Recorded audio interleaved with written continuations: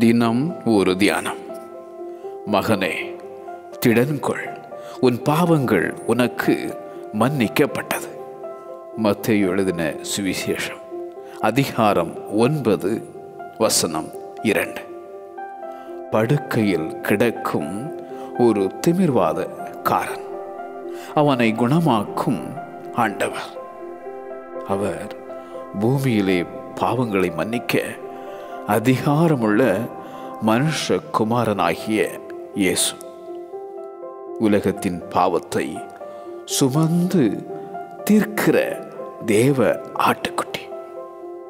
பாவிகளை ரட்சிக்க கிறிஸ்து இயேசு உலகத்தில் வந்தார்.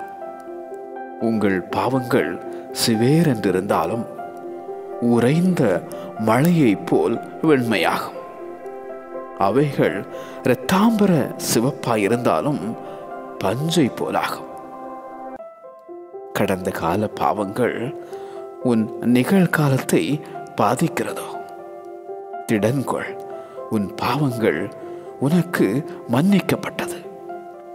இயேசு கிறிஸ்துவின் அன்பு என்றும் மாறாதது. உன் மீறுதலுக்காய் காயங்கள் பட்டவர், உன் அக்கிரமங்களுக்காய் நொறுக்கப்பட்டவர். பாவி என்று உன்னை தள்ளவே மாட்டார். ஆவலோடு உன்னை அழைக்கும் அந்த இயேசு. மகனே, திடன்கொள், உன் பாவங்கள் உனக்கு மன்னிக்கப்பட்டது. மகனே, திடன்கொள், உன் பாவங்கள் உனக்கு மன்னிக்கப்பட்டது. ஆமென்.